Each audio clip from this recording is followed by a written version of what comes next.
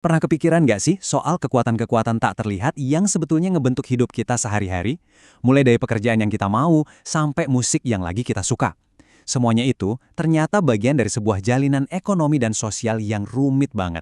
Nah, dalam beberapa menit ke depan, kita bakal coba bedah peta tak terlihat yang mengarahkan hidup kita ini. Biar gampang pahamnya, kita bakal pakai pendekatan zoom in, zoom out. Kita mulai dari yang paling dekat dulu, diri kita sendiri, di bagian tempat kita di dunia.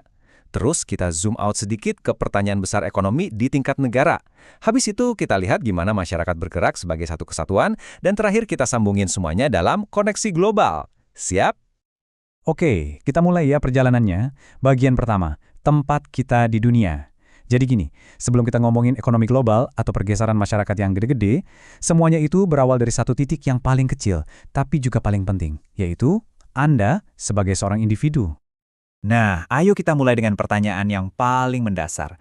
Sebenarnya apa sih yang nentuin posisi kita di dalam struktur masyarakat? Apakah murni karena kerja keras? Atau hoki? Atau jangan-jangan ada faktor lain yang main di belakang layar? Ternyata tempat kita ini bukan sesuatu yang acak loh. Sumber materi kita menyebutnya sebagai kondisi sosial ekonomi. Anggap aja ini kayak koordinat GPS Anda di dalam peta sosial. Dan koordinat ini ditentukan oleh kombinasi faktor sosial dan ekonomi yang bakal kita lihat sekarang. Nah, ini dia bagian serunya. Status ini ternyata ditopang sama 3 pilar utama. Pertama, pendidikan. Ini fondasinya, yang ngebuka pintu kesempatan.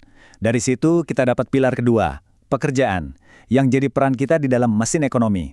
Dan terakhir, dari pekerjaan itu kita dapat pilar ketiga, penghasilan. Kelihatan kan polanya? Semuanya ini saling nyambung satu sama lain. Oke, pilar individu udah jelas ya. Sekarang waktunya kita zoom out untuk pertama kalinya. Gimana sih kondisi ekonomi sebuah negara secara keseluruhan bisa mempengaruhi 3 pilar kita tadi?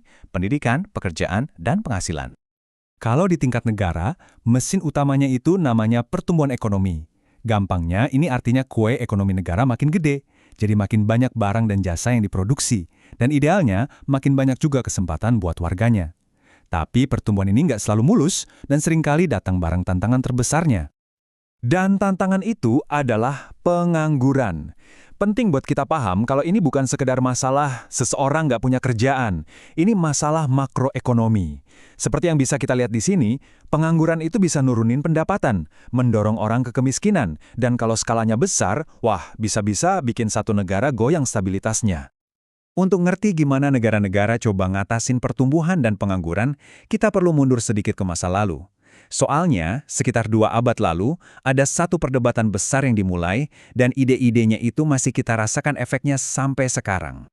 Dan slide ini ngerangkum debat klasiknya dengan sempurna. Di satu sisi, ada Adam Smith yang optimis. Dia bilang, makin banyak orang, makin bagus. Artinya makin banyak pekerja dan konsumen, ekonomi makin ngebut. Tapi di sisi lain, ada Malthus dan Ricardo yang pesimis. Mereka khawatir jumlah orang bakal tumbuh lebih cepat dari pasokan makanan yang ujung-ujungnya bikin upah anjlok dan ekonomi mandek. Jadi, populasi itu mesin pendorong atau malah jangkar yang nahan kemajuan? Tentu aja perdebatannya nggak berhenti di situ. Pemikir-pemikir modern terus nyempurnain ide-ide ini. Ada yang fokus ke kombinasi modal dan tenaga kerja kayak Solow. Ada yang nekenin pentingnya investasi kayak Harold Domar. Tapi ada satu ide dari Schumpeter yang keren banget. Dia bilang, motor penggerak ekonomi yang sesungguhnya itu adalah inovasi, ide-ide baru dan teknologi gila yang ngubah total cara kita berbisnis. Kita udah lihat mesin ekonominya. Sekarang, ayo kita lebarkan lagi lensa kita. Soalnya, sebuah negara itu kan bukan cuma soal ekonomi. Ada juga tatanan sosial yang bisa jadi pendorong atau malah jadi penghambat kemajuan. Apa sih yang bikin sebuah masyarakat itu mau bergerak maju? Perubahan sosial itu nggak datang gitu aja. Pasti ada pemicunya. Misalnya, kontak dengan budaya lain bisa buka wawasan baru. Sistem pendidikan yang maju nyiapin orang-orang yang siap berubah. Dan yang seringkali paling kuat, perubahan itu justru didorong oleh rasa nggak puas bareng-bareng. Keyakinan kalau kayaknya kita bisa lebih baik dari ini deh. Tapi ya, selain ada pedal gas, pasti ada juga remnya. Kalau sebuah masyarakat itu terisolasi, kalau ilmu pengetahuannya mandek, dan kalau orang-orangnya terlalu kaku sama tradisi, wah, roda perubahannya bakal susah banget buat muter. Inilah kekuatan-kekuatan yang nahan kemajuan. Nah, ini dia titik kritisnya. Kalau dorongan buat berubah ketemu sama hambatan yang kuat banget, itu bisa menciptakan kondisi bahaya yang disebut kerawanan sosial. Ini adalah momen di mana masyarakat jadi rapuh, gampang pecah, dan rentan kena guncangan, cuma karena ada konflik internal yang terus-terusan membara di bawah permukaan. Oke, sekarang kita sampai di zoom out terakhir kita. Kita bakal lihat gimana semua ini, individu, ekonomi nasional, dan dinamika sosial, semuanya nyambung di satu panggung raksasa, panggung dunia. Dan kekuatan utama yang menyatukan panggung dunia saat ini adalah globalisasi. Ini adalah proses yang bikin batas-batas negara jadi makin kabur, seolah-olah dunia kita ini jadi satu desa global yang saling terhubung. Kok bisa sih ini terjadi secepat ini? Prosesnya itu didorong sama 3 mesin utama. Pertama, ledakan teknologi dan transportasi yang bikin kita bisa ngobrol dan kirim barang ke ujung dunia dalam sekejap. Kedua, kerjasama internasional yang bikin aturan main bersama. Dan ketiga, ekonomi terbuka, di mana negara-negara mulai ngeruntuhin tembok penghalang perdagangan mereka.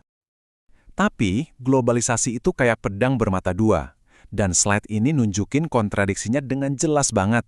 Di satu sisi, kita jadi punya akses luar biasa ke informasi, perdagangan, dan ilmu pengetahuan. Tapi di sisi lain, ada risiko budaya lokal kita kegerus, munculnya gaya hidup yang makin konsumtif, dan tantangan lingkungan yang makin besar gara-gara produksi industri global. Jadi, kita udah melakukan perjalanan dari dalam diri kita. Melihat gimana ekonomi dan masyarakat ngebentuk peluang kita, sampai gimana kekuatan global mempengaruhi itu semua. Nah, ini ninggalin kita dengan satu pertanyaan besar buat direnungkan. Dalam tarian yang rumit antara ambisi pribadi kita dan kekuatan dunia yang maha besar ini, mana yang pada akhirnya lebih menentukan arah hidup kita?